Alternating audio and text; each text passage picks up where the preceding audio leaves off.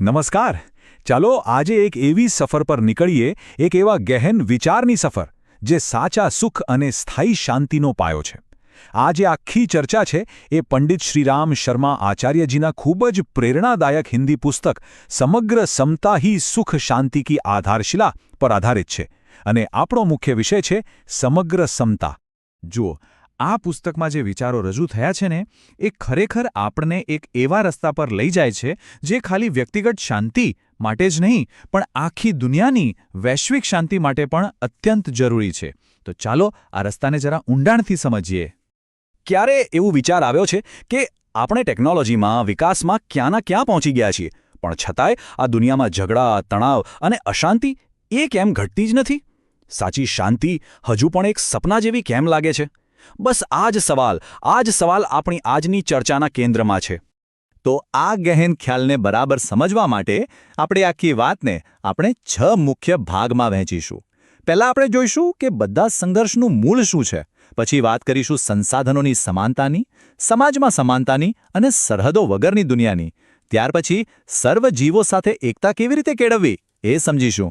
અને છેલ્લે સ્થાયી શાંતિનો સાચો રસ્તો કયો છે એના પર આવીશું. જો કોઈ પણ રોગનો ઇલાજ કરવો હોય તો એના મૂળ સુધી તો પહોંચવું જ પડે, બરાબર ને? તો આખી દુનિયામાં જે અશાંતિ અને સંઘર્ષ ફેલાયેલા છે એનું મૂળ શું છે? લેખકના મતે એનું મૂળ બસ એક જ છે, અને એ છે અસમાનતા. આ અસમાનતા છે ને એ માનવતાના લોહીમાં ભળેલા ઝેર જેવી છે, જે સતત નવા ને નવા ઝઘડા પેદા કરતી રહે છે. તો અહીં જે મુખ્ય શબ્દ છે એ છે સમતા, એટલે કે સમાનતા. અને સમજો કે આ કોઈ હવામાં વાતો નથી, કોઈ કાલ્પનિક આદર્શ નથી. આ તો એકદમ પ્રેક્ટિકલ પાયો છે જેના પર એકતા અને શાંતિની આખી ઇમારત ઊભી રહી શકે છે. સીધી વાત છે, જ્યાં સુધી એક શક્તિશાળી હશે અને બીજો લાચાર, ત્યાં સુધી ટકરાવ તો થવાનો જ છે. શક્તિશાળી પોતાના અહંકારમાં શોષણ કરશે અને નબળો મનમાં બદલાની આગ લઈને ફરશે. સારું, તો સવાલ એ છે કે આ સમતાની શરૂઆત કરવી ક્યાંથી? લેખક આપણને સમગ્ર સમતાના પહેલા પાયા પર લઈ જાય છે, અને એ છે આર્થિક સમાનતા. ચાલો જોઈએ એમની દ્રષ્ટિ શું કહે છે. આ સિદ્ધાંત છે ને એ ખરેખર બહુ જ સરળ છે. ચાલો એક પરિવારનું ઉદાહરણ લઈએ. ઘરમાં શું હોય? દરેક જણ પોતાની આવડત પ્રમાણે કામ કરે અને જેને જેટલી જરૂર હોય એટલું લે, અને જે કંઈ વધારાનું બચે એ આખા પરિવારના ભલા માટે જ વપરાય, ખરું ને? હવે કલ્પના કરો કે આ જ સિદ્ધાંત આખા દેશ અને સમાજ પર લાગુ પડે તો આર્થિક શોષણ અને પૈસાનો અહંકાર બધું જ ગાયબ થઈ જાય. અને આ જ વાત કેટલી સરસ રીતે સંત કબીર પોતાના આ દોહામાં સમજાવે છે. જેમ હોડીમાં પાણી ભરાઈ જાય તો એ હોડીને ડૂબાડી દે છે, બસ એ જ રીતે ઘરમાં જરૂર કરતાં વધારે સંપત્તિ ભેગી થાય તો એ વ્યક્તિ અને સમાજ બંનેને ડૂબાડી દે છે. સાચી સમજદારી એમાં જ છે કે વધારાના સંસાધનોને સમાજના ભલા માટે બંને હાથે વહેંચી દેવામાં આવે. તો આર્થિક અસમાનતાની દિવાલ તોડી હવે આવે છે સમગ્ર સમતાનો બીજો અને એટલો જ મજબૂત સ્તંભ, અને એ છે સામાજિક સમાનતા. આપણા સમાજની અંદર આપણે જે જાતિ અને લિંગના આધારે દિવાલો ઊભી કરી દીધી છે ને એને તોડવી બહુ જ જરૂરી છે. આપણે સૌ જાણીએ છીએ, ઇતિહાસ સાક્ષી છે કે સ્ત્રીઓ સાથે કેટલો બધો અન્યાય થયો છે. ક્યારેક એને સંપત્તિ ગણવામાં આવી તો ક્યારેક સતી જેવી ક્રૂર પ્રથાઓનો ભોગ બનાવવામાં આવી. અનેક અધિકારોથી એને દૂર રાખવામાં આવી. પણ એની સામે લેખક એકદમ સ્પષ્ટ દ્રષ્ટિ રજૂ કરે છે. એ કહે છે કે સ્ત્રી અને પુરુષ એ તો સમાજરૂપી રથના બે સમાન પૈડા છે. બંનેને સમાન દરજ્જો અને સમાન ભાગીદારી મળવી જ જોઈએ. અને આ વાક્ય પર ધ્યાન આપજો. આ તો આખી પરંપરાગત વિચારધારાને જ ઊંધી વાળી દે છે. અહીં તર્ક એવો છે કે જે સર્જન કરે છે, જેના ગર્ભમાંથી આખું જીવન જન્મે છે, એ માનવતાના સ્ત્રોત તરીકે સ્ત્રીનું સ્થાન તો ઊંચું જ હોવું જોઈએ, નીચું તો સવાલ જ નથી. હવે લિંગ ભેદની જેમ જ જાતિ વ્યવસ્થાએ પણ આપણા સમાજમાં ઊંડી ખાઈઓ ખોદી નાખી છે.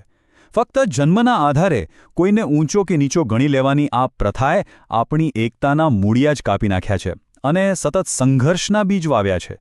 લેખક એકદમ સ્પષ્ટ છે કે જો શાંતિ જોઈતી હોય તો આ માણસે બનાવેલી દિવાલો તોડવી જ પડશે. એના વગર છૂટકો નથી. તો જુઓ, આપણે સમાજની અંદરની દિવાલોની વાત કરી. હવે આ સમગ્ર સમતાના ખ્યાલને હજી મોટો કરીએ, આખી દુનિયાના સ્તરે લઈ જઈએ, અને અહીં આપણે માનવતાને ભાગલા પાડતી સૌથી મોટી દિવાલોની વાત કરીશું: દેશ, ભાષા અને ધર્મની દિવાલો. આ વિચાર જરા ચોંકાવનારો છે, પણ સાચો છે. ક્યારે વિચાર્યું છે કે આખી પૃથ્વી પર કરોડો જીવો છે, પણ એમાં ખાલી મનુષ્ય જ એક એવો જીવ છે જેણે પોતાની જાતને દેશની સરહદોના કાલ્પનિક પાંજરામાં પૂરી દીધી છે? જરા પ્રકૃતિ સામે તો જુઓ. પક્ષીઓને એક દેશમાંથી બીજા દેશમાં જવા માટે કોઈ વિઝા નથી જોઈતા. પ્રાણીઓને કોઈ પાસપોર્ટ નથી પૂછતું. એ બધા મુક્ત છે. અને આપણે જે પોતાને સૌથી બુદ્ધિશાળી કહીએ છીએ, એણે જ સરહદો અને ભાષાઓની દિવાલો બનાવીને એકબીજાને અજાણ્યા બનાવી દીધા. આ કેટલું બધું અકુદરતી છે, નહીં? અને હવે આપણે સમગ્ર સમતાના છેલ્લા અને કદાચ સૌથી ગહન વર્તુળ પર આવી પહોંચ્યા છીએ. એક એવું વર્તુળ જે ફક્ત માણસોને જ નહીં, પણ આ પૃથ્વી પરના દરેક જીવંત પ્રાણીને પોતાની અંદર સમાવી લે છે. આ આખા દર્શનનો જે સાર છે એ આ એક વાક્યમાં સમાયેલો છે: આત્મવત સર્વભૂતેષુ. એનો સીધો અને સરળ અર્થ એ છે કે જેવો ભાવ આપણે પોતાના માટે રાખીએ છીએ, જેવો પ્રેમ અને સન્માન પોતાની જાતને આપીએ છીએ, બસ એ જ ભાવ, એ જ પ્રેમ, એ જ સન્માન આ દુનિયાના દરેક જીવ માટે રાખવાનો છે. હવે આ વિચારને જીવનમાં ઉતારવાનો મતલબ શું? એનો મતલબ એ કે પ્રાણીઓ તરફ જોવાનો આપણો આખો દૃષ્ટિકોણ બદલી નાખવો પડશે. એમને શોષણ કરવાની વસ્તુ નહીં, પણ આપણા પરિવારના જ સભ્યો, જાણે કે નાના ભાઈ બહેન, એ રીતે જોવાના છે. લેખક તો ત્યાં સુધી ભારપૂર્વક કહે છે કે જ્યાં સુધી આપણે બીજા જીવો પર અત્યાચાર કરતા રહીશું, ત્યાં સુધી સાચી સમતાની વાત કરવી જ નકામી છે. તો આ બધી વાતો પછી, આ બધી દિવાલો તોડ્યા પછી સ્થાયી શાંતિનો રસ્તો કયો છે? જવાબ બહુ સ્પષ્ટ છે, અને એ છે સમગ્ર સમતા. એટલે કે એવી સમાનતા જે અધૂરી નથી પણ સંપૂર્ણ છે. જીવનના દરેક ક્ષેત્રમાં, દરેક સ્તરે અને દરેક જીવ સાથે સમાનતા. તો આખી ચર્ચાનો સાર એ છે કે જો સાચી શાંતિ સ્થાપવી હોય તો આપણે આ 4 મોટી દિવાલો તોડવી જ પડશે. પહેલી, આર્થિક દિવાલ. લાલચની જગ્યાએ જરૂરિયાતને મહત્ત્વ આપવું. બીજી, સામાજિક દિવાલ. જાતિ અને લિંગના બધા ભેદભાવોને મિટાવી દેવા. ત્રીજી, રાષ્ટ્રીય દિવાલ. દેશ અને ભાષાના વાડામાંથી બહાર નીકળવું.